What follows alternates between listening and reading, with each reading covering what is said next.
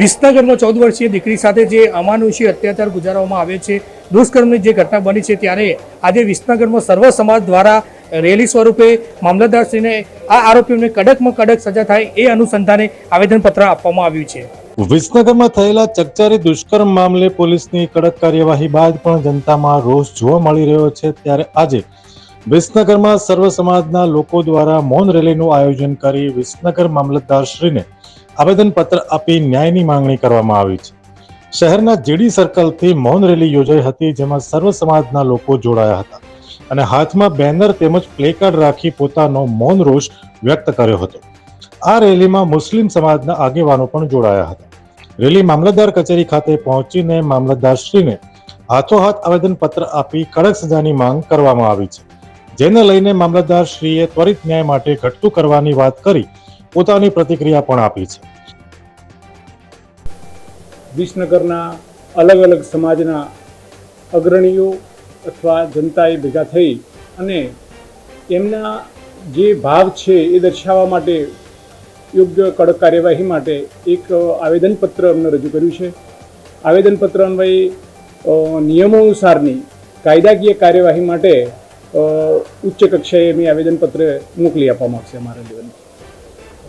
પહેલાં તો હું વિસનગરના તમામ નાગરિકોને અભિનંદન આપું છું કે આ એક બાળકિયા ઉપર જે દુષ્કૃત્ય થયું છે અને તમામ સમાજોના માટે દ્રવી ઉઠ્યા છે અને એમને આ રેલીમાં સૌએ અમારા જોડે ભાગ અને સાથ આપ્યો છે, એ બધાનો હું આભાર માનું છું। પ્રશાસન તેમજ તમામ રાજકીય પક્ષોએ અમને સાથ અને સહકાર આપ્યો છે, પણ અમારી ખાસ વિનંતી છે કે ફેરથી આનું પુનરાવર્તન ના થાય અને આવી કોઈ કન્યા કે આવી દીકરીઓનો ભોગ ના બને, માટે કંઈ રાજકીય આશરા, સટ્ટા, ક્રિકેટનો હોય કે પછી દારૂનો હોય કે ઓનલાઈન ટ્રેડિંગ હોય કે જે બનાવો વિસનગરમાં ભૂતકાળમાં બની રહ્યા છે અને ભવિષ્યમાં ના બને એના માટે સખ્તાઈપૂર્વકનું પગલાં ભરવામાં આવે અને તમામ રાજકીય પક્ષોના આગેવાનોને પણ મારી વિનંતી છે કે આવા વ્યક્તિઓનો કોઈ આશરો આપે નહીં અને આવી બાબતો જાહેરમાં કરે કે જેથી કરીને બીજી દીકરીઓ આની બાબતે ભોગ ના બને।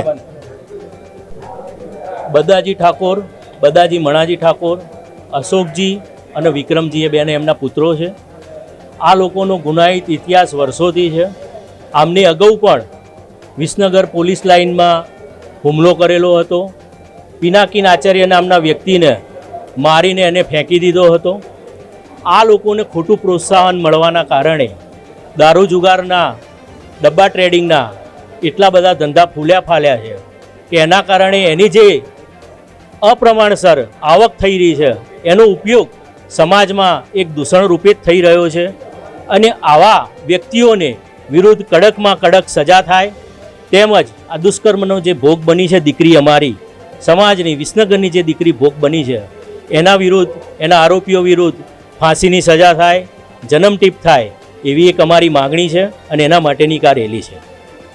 વિસનગર શહેર એ સુજ્ઞજનો અને શૈક્ષણિક નગરી હતી, પરંતુ આ દુષ્કર્મ કૃત્યના કારણે આખા ગુજરાતભરમાં નહીં પણ દેશભરમાં વગોવાઈ જાય છે અને આ દુષ્કર્મના આરોપીઓ એટલા બધા અનૈતિક ધંધાઓ સાથે જોડાયેલા છે કે જેમની વગ, પૈસા, તાકાત એટલી બધી વધેલી છે કે સામાન્ય માણસનું ગજું નથી કે પોલીસ સ્ટેશન સુધી આવી શકે અને આવા પ્રકારના કામમાં એ લોકો ફરિયાદ પણ નોંધાવી શકે। અમારી એવી કડક માગણી છે કે આ લોકોને, દુષ્કર્મના આરોપીઓને સખતમાં સખત સજા થાય, એમને ફાંસી જેવી સજા પણ કરવી જોઈએ, એમની સંપત્તિ જપ્ત કરવી જોઈએ, એમના માટે કરી અને બુલડોઝર બાબાની જેમ અહીંયા પણ બુલડોઝર ફેરવવાની તૈયારી કરવી જોઈએ।